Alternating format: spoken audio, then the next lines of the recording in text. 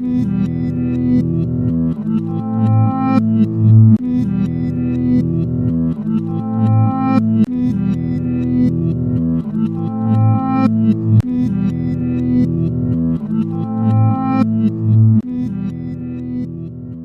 last memory of Tom was I was in the flat in Richmond, and Tom came over and started playing chess. I started to beat him. He goes, "I tell you what, let's just keep this on hold. We'll resume it next time I see you."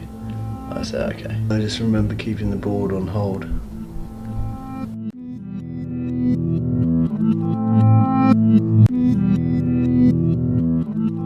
I spoke to him the night before he went on the phone, and like it was a difficult conversation, which will always fill me with regret, because he was chatting to me. I was obviously in university, and I didn't have much time for him because it was just a normal conversation. I think he caught me when I was just finishing off a lecture, and I was like, "Okay, yeah, you know, let's speak tomorrow," kind of thing. And then the next day he went.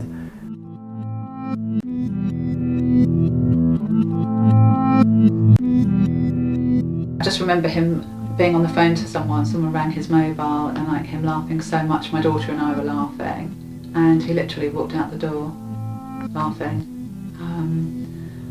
and that was the last time we saw him.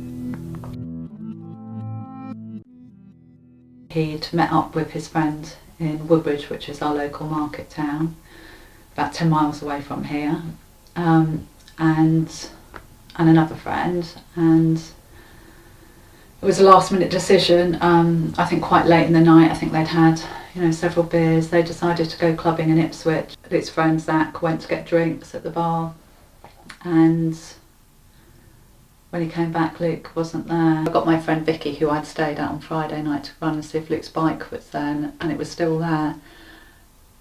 When she told me it was still there, I knew something was wrong. I didn't quite know what. Not in my wildest dreams did I think Luke was missing.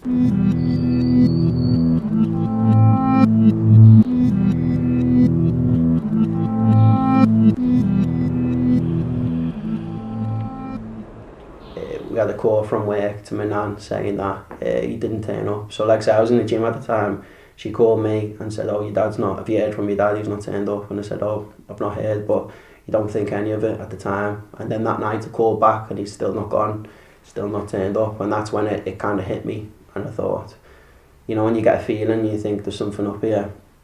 I found a note that he'd left, which is basically, it was a note to me and my sisters saying that, he was going, he'd let us down as a father. He was suffering from a mental illness, and part of his illness, he thought, he'd let us down, he was a failure.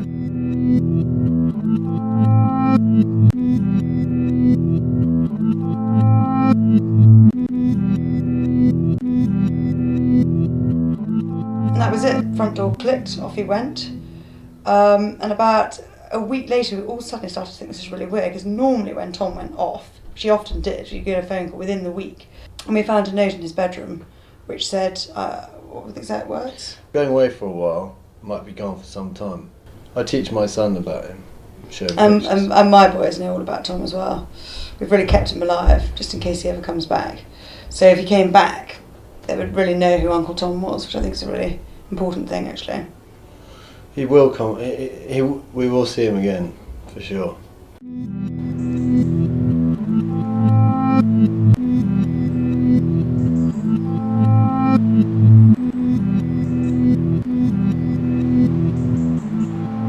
I turned 21 just before he went, so he seen me kind of technically grow into a man, but I wasn't a man at that stage. And it's only when he went then you realise, the kind of things that he taught you. I always knew I was ready to be a father, because, since my dad went, I tried to be like a father figure to my sister. But it is a shame because, obviously, my daughter, potentially will never know, like, a granddad.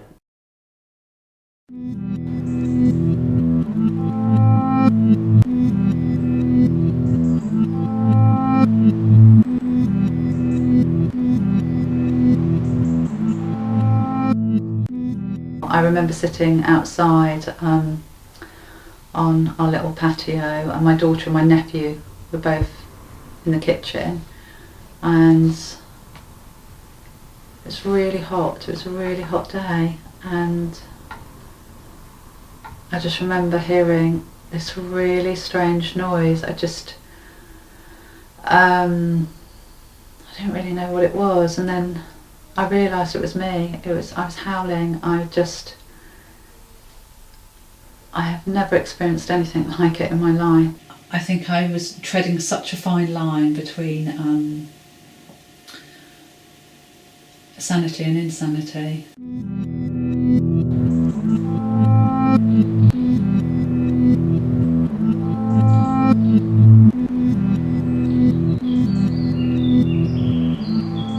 The thing about knowing someone's dead is that you're kind of given closure, but when they're just missing and there is no answer to whether or not they're dead or alive, it's a funny, even worse really than knowing that they're dead. I think the reality is that Luke isn't alive, and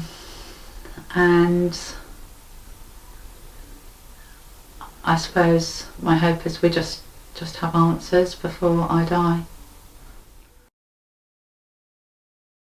A lot of people do think, you know, it must be so hard for me because you don't get closure, and literally you don't get closure because you can't mourn for them, you can't grieve because you don't know officially that they're dead. Whereas if you knew they were dead, you could maybe, you know, grieve and move on kind of thing. But it's just it's really hard to describe. I mean, I personally, you know, go against that and think, well, it's kind of the opposite, because I'm never given that truth, you know, that he is dead. So I'm always kind of spared from that, and I've always got a little bit of hope.